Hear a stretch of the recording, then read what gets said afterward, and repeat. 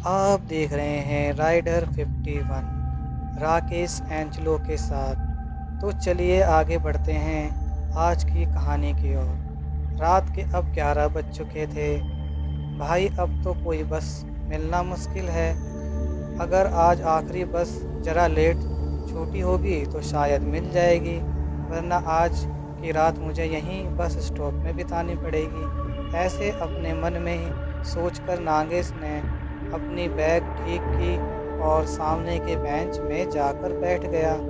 लेकिन नागेश को कहाँ पता था कि आज वह मौत का सफ़र करने वाला था। नागेश एक बड़ा ही होनहार लड़का है। उसने अपने जॉब के बल पर गांव में ज़मीन ली और उस पे घर बनाया है।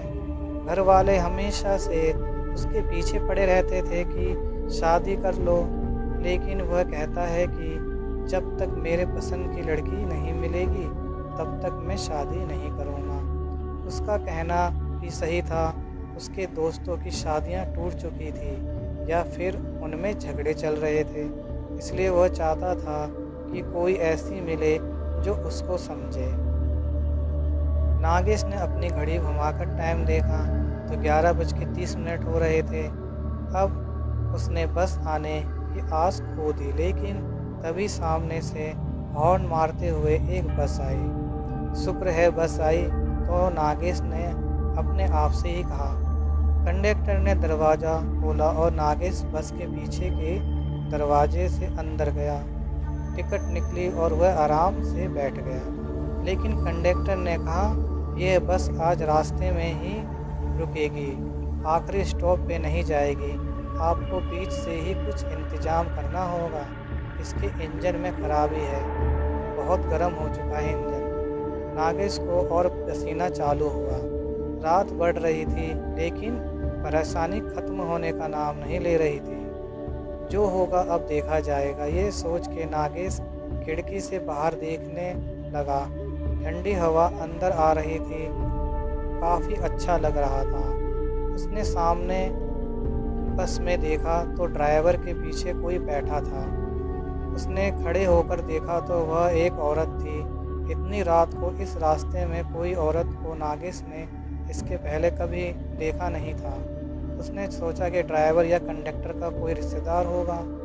अब नागेश को खुद नहीं पता था कि बस आगे जाकर कहाँ छोड़ने वाली थी। अब 12 बज चुके थे। बस एक जगह से आवाज़ करके रुक गई।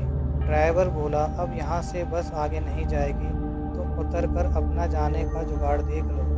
नागेश का घर आने को अभी कम से कम 10 मील का फासला था और रास्ते में घना जंगल।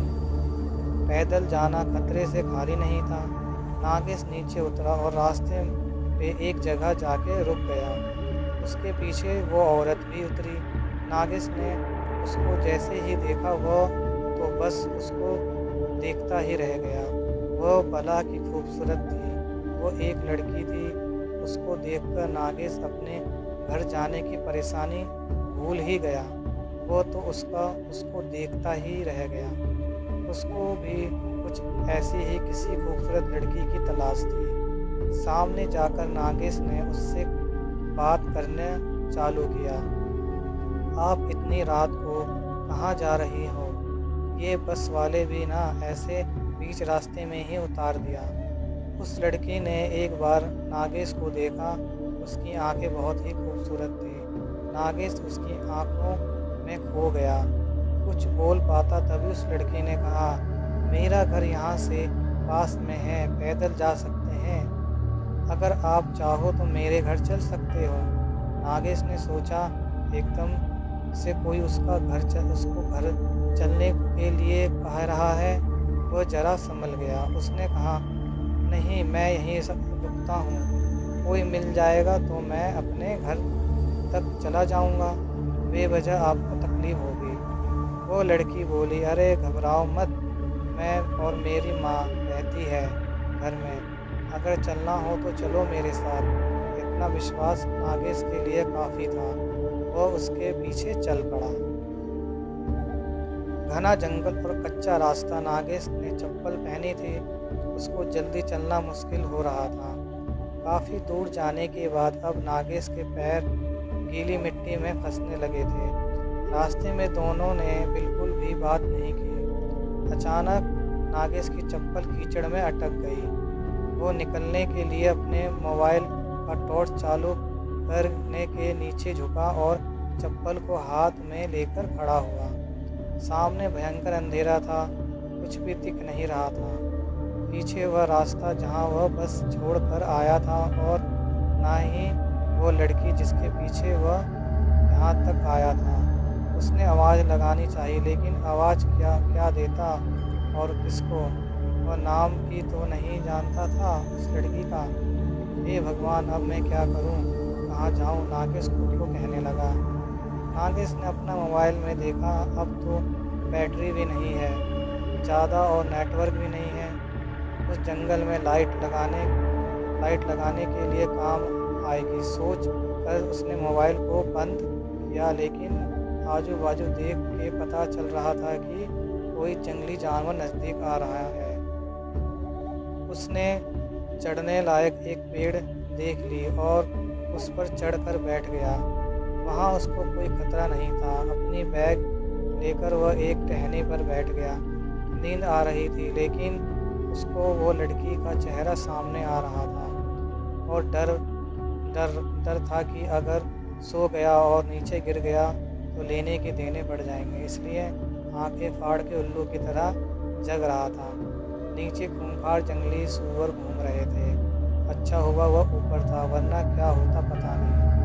थोड़ी देर बाद चिड़िया की आवाज़ में समझ गया कि अब सुबह होने वाली है। अब उसका डर थोड़ा कम हुआ। थोड़ा उजाला आते ही उसने वो लड़की का घर तलाश करने निकल गया। काफ़ी दूर जाने के बाद एक घर दिखा, जरा पुराना सा था। नागेश ने देखा कि अब सामने जंगल थोड़ा कम है, और थोड़ा सामने जाकर देखा तो बहुत दूर कुछ और भी घर दिख रहे थे। शायद कोई गांव था। वो वापस उसी घर की तरफ आया। बाहर से आवाज़ लगाई, कोई जवाब नहीं आया। उसने खिड़की से झाँक कर देखा। दीवार पर कुछ फ़ोटो थे पुराने। उसमें वो लड़की थी जो कल रात को मिली थी। उसने कहा था उसकी माँ भी यहीं रहती है, लेकिन वो तो कहीं दिखी नहीं। नागेश के मन में से वो लड़की भूली नहीं जा रही थी। वो उसी घर के बाहर उसका इंतज़ार करते रुक गया।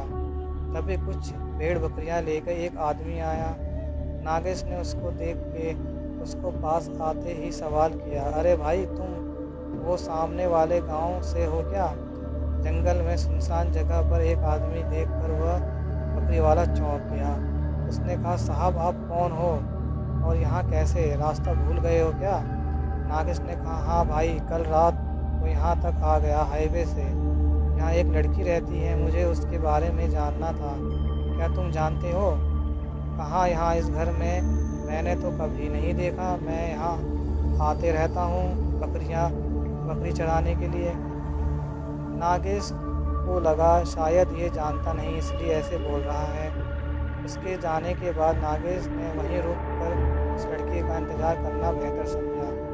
उसको बहुत भूख लग रही थी, लेकिन उस लड़की के सामने उसको और कुछ सूझ नहीं रहा था। शाम होने को आई। वो बकरी वाला वापस जाते हुए नागेश से मिलने आया और पूछा, साहब कोई आया क्या? आप बेवजह रुके हुए हो, यहाँ कोई नहीं रहता। नागेश सोचने लगा कि अगर यहाँ कोई नहीं रहता तो फिर वो कौन है जो फ़ोटो में है और मुझे यहाँ तक लेकर आई? मुझे देखना है कि वो कौन है। कुछ देर बाद रात भी हुई। इतनी देर से ना वो लड़की आई और ना ही उसकी माँ। अब नागेश से रहा नहीं गया, लेकिन वापस जाना मुश्किल था। इसलिए उसने वहीं के एक पेड़ का सहारा लिया और चढ़ के बैठ गया। घना अंधेरा छाने लगा। वह सामने घर दिख रहा था। नागेश अब घर से जरा दूर था। बाहर उल्लू आवाज़ कर रहे थे। जरा सी आवाज़ पर झट से गर्दन मुड़ जाती थी। खुद की सांस और धड़कन भी नागेश को अब महसूस होने लगी थी। तभी अचानक सामने से सफ़ेद कपड़ों में वह लड़की आते हुए दिखी। उसको देखकर नागेश को बड़ा अच्छा लगा। चलो, जिस बात के लिए वह कल से यहाँ बैठा है उससे मिलना तो हो जाएगा। वह अब उतरने की कोशिश कर रहा था पेड़ से, तभी उसकी नज़र उसके साथ चल रहे एक और परछाई की तरफ गई। वह एक आदमी था, उसके पीछे पीछे चल रहा था। अब नागेश वहीं रुक गया और ऊपर से सब देखने लगा।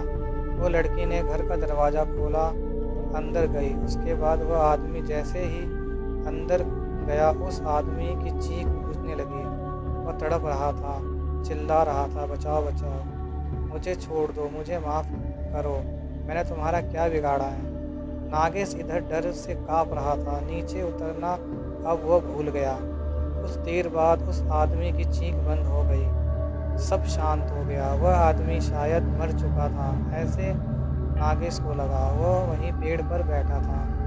नागेश सुबह का इंतज़ार करने लगा। जैसे ही सुबह हुई वह पेड़ से उतरा। दरवाजे के बाहर तक खून बह रहा था।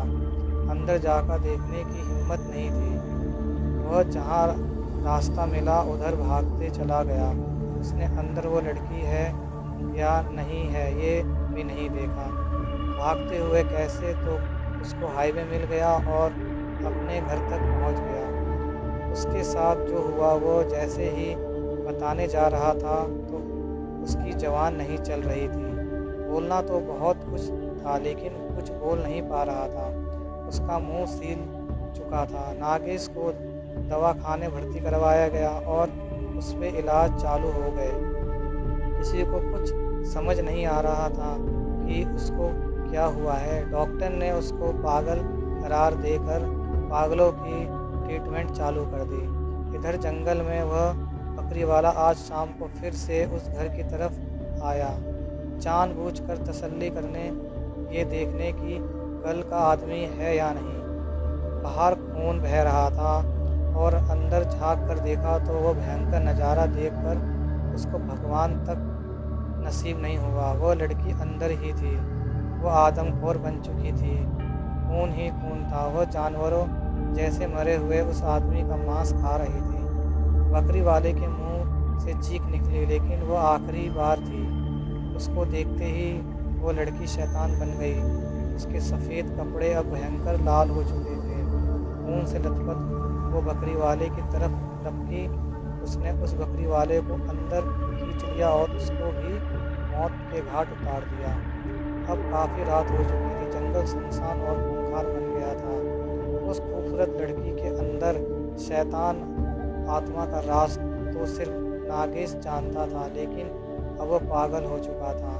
वो लड़की अपने सफ़ेद लिबास में घर से बाहर निकली और अपने शिकार की तलाश में हाईवे की तरफ चली गई। तो दोस्तों, आपको ये कहानी कैसी लगी? अगर अच्छी लगी तो हमारे यूट्यूब चैनल को सब्सक्राइब करें और इस वीडियो को लाइक करें। तो मैं मिलता हूँ आपको अगले वीडियो में। तो जब तक के लिए जय हिंद।